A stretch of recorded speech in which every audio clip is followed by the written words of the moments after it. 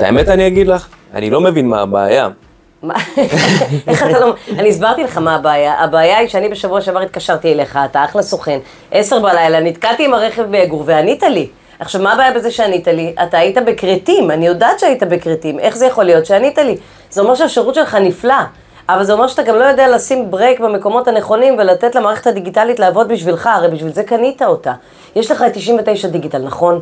נכון. בתוך 99 דיגיטל יש בוטים שיודעים לתת מענה אחרי שעות העבודה, אם אתה נמצא בחופשה, אם העובד או העובדת במשרד לא נמצאים בשבוע הקרוב, אתה מפעיל את הבוט הזה על הוואן והוא מתחיל לתת לא רק מענה, עזוב מענה, הוא לוקח את הדברים קדימה.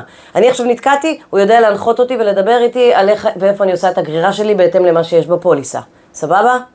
הבנתי. אני טסה לחול בעוד 5 שעות ונזכרתי בדקה ה-90, כמו שבדרך כלל נזכרים שאני חייבת פוליסה, אני פונה אל הבוט, הבוט יודע להנחות אותי וללוות אותי עד רכישת הפוליסה עד הקצה. עשיתי תאונה, הוא יודע להגיד לי בדיוק איזה מסמכים צריך וכבר להעביר אותם לתוך תיק הלקוח והכל מוכן כבר למסלקת התביעות.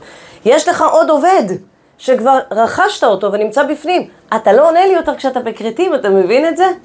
אז את רוצה להגיד לי שזה בעצם כמו ChatGPT, בינה מלאכותית, היא עונה לי על כל הדברים. התחלת להבין, סוף סוף התחלת להבין, יפה. אוקיי, אז תגידי, כמה זה עולה לי? יש לך כבר את הכלי הזה, הוא בפנים, הוא חינמי. הוא בפנים, כבר בנינו את זה עבורכם. כל המשמעות של השימוש במערכות חכמות של אומני צ'אנל ומערכות וואטסאפ, זה שהם יעבדו עבורכם עם המון פיצ'רים וכלים חכמים ומתקדמים. סבבה? כן, אז נתחיל להשתמש בזה. תקשיב, אני אעשה לך את החיים קלים. אתה מתקשר לבאפי למחלקת השירות. הוא פשוט שולח לנו איזושהי פנייה בתמיכה.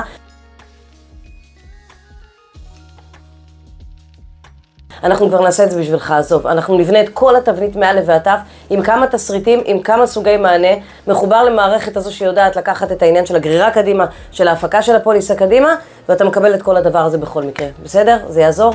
סגרנו.